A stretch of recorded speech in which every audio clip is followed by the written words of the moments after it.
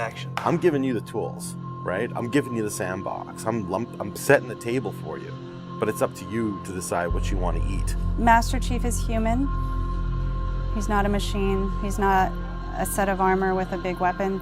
He's a human with resilience and courage. You know, and I was so looking forward to this moment because for Master Chief, you know, the stoic soldier, the man of few words, all that. But there was this progression, you know, in terms of his emotional side, even through the first 3 games. But this was going to be the great leap. What happens when that soldier starts to discover his humanity? We had to create a situation that was going to knock him out of his comfort zone.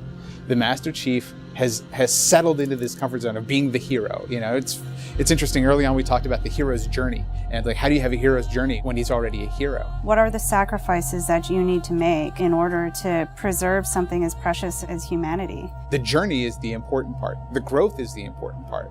And so really, where does he still need to go as a human? That became the key to not just the story of Halo 4, but the entire trilogy.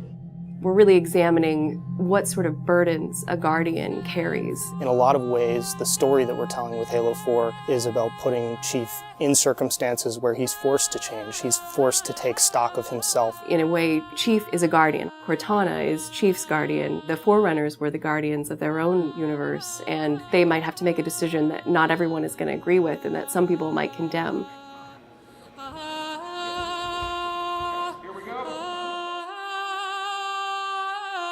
It's almost like you're a little kid and you're just playing make-believe again.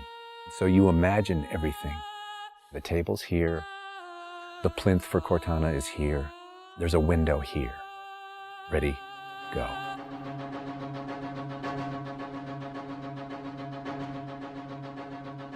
How can we immerse the player even more in this world that we've built around them? I'm not doing this for mankind. How can we have Chief have to deal with his own humanity? Everything had to be predicated by what the character needs were and what direction the characters needed to go in. The art direction specifically for Halo 4 isn't about creating an emotional tone for Halo 4, it's about creating an emotional tone for every single moment and experience that the player needs to understand. Similar to what we said is that, you know, we build what we need to see. We can't look too far this way, it starts to fall apart. But back in here, things are looking good. Film is like, I'm going to create something and it's going to be awesome and I'm going to polish it and I'm going to own it, but I'm going to share it with you, which is very different than game storytelling, which is I'm going to give you all the tools, I'm going to give you all the possibilities, and it's up to you to discover it. Answering questions and answering the directions that the narrative had already taken to find the path forward for us as we started to tell the story. We're always telling these huge, big stories. We've got Infinity, it's the biggest ship that has ever been launched.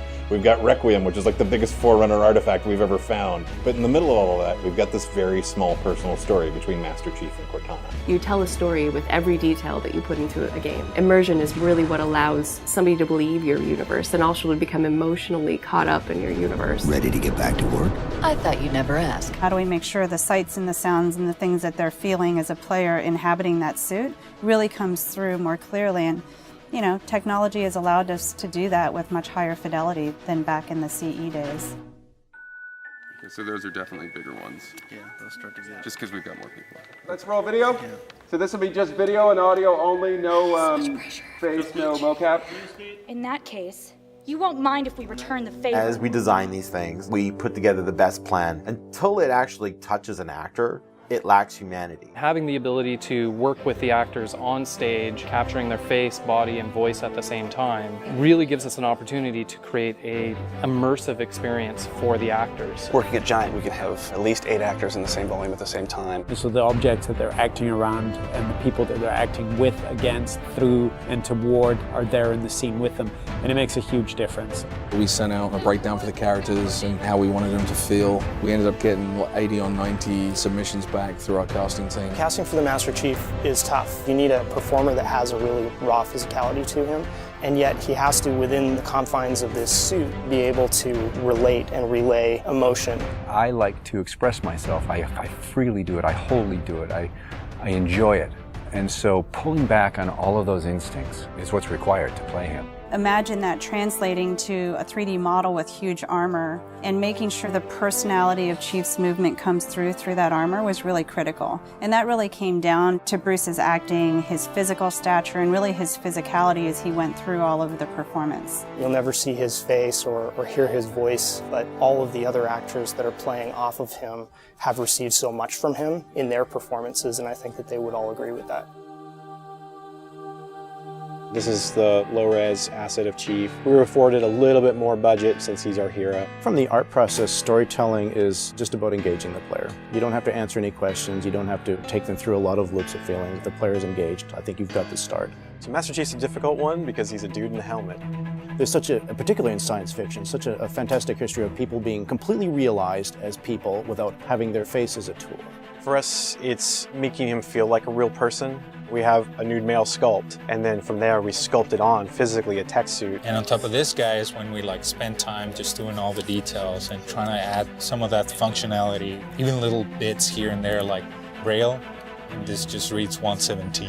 I think it's connected to having even more modern visual flow when it comes to his lines, his design, the way you follow the outline of Master Chief. Trying to put it into an area where it feels realistic, that it feels kind of tankish. What do you think of a tank? You think square, you think metal, there's some wear and tear on the edges. So those things we want to grab, put them on the Chief so it communicates that. The fingers are missing here on these. They have armor caps that come on, but he doesn't have armor caps on his trigger finger or thumb finger so that he could have more tactile sense when he's shooting and loading his weaponry. The last thing we just changed was his visor. His visor picks up the elements based on the room that he's in.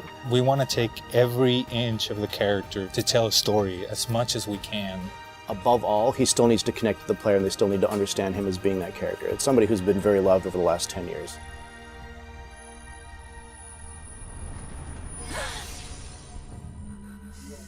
The irony here, right, is that we have a character who's not human at all in Cortana. I was put into service 8 years ago.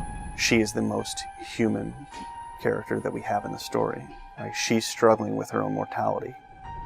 AIs deteriorate after 7, Chief. That's something that everybody struggles with. That's the most, human it gets. If we can just get back to Earth and find Halsey, she can fix this. Everyone has to figure out what it means to die.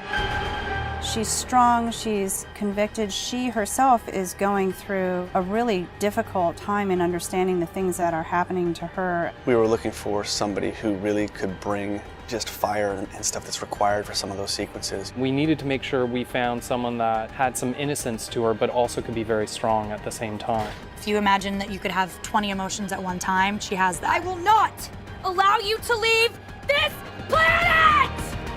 She's really the heart of the game and the heart of Master Chief and explains what's going on and why it's a problem. I didn't mean to.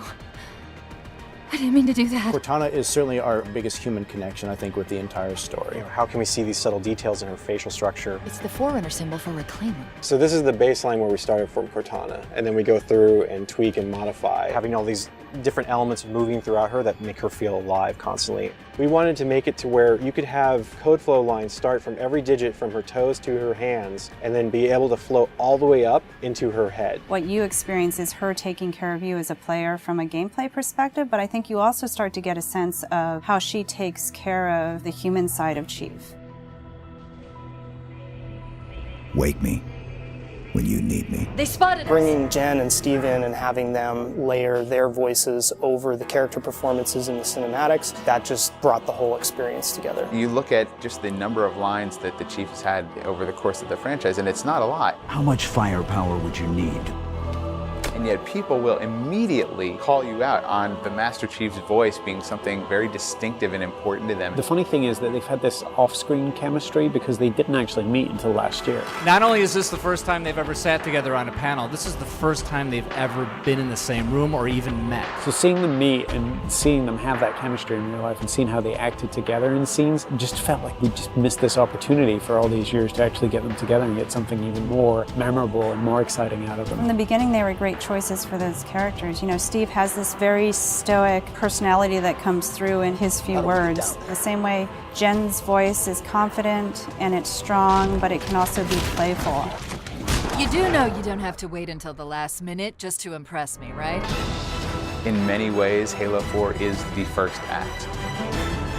We want a player to be able to ask themselves what it is to be a hero. Is the sacrifice worth it? I often think of him as like Atlas, you know, like he's got the weight of the world on his shoulders all the time. Chief and Cortana are the same person, but she has always been the reflection of his humanity. People don't play Halo to watch a soap opera, and yet you don't want to just be kind of pulp. To me, it's a natural progression of this story, and it takes this relationship to the place it should go to.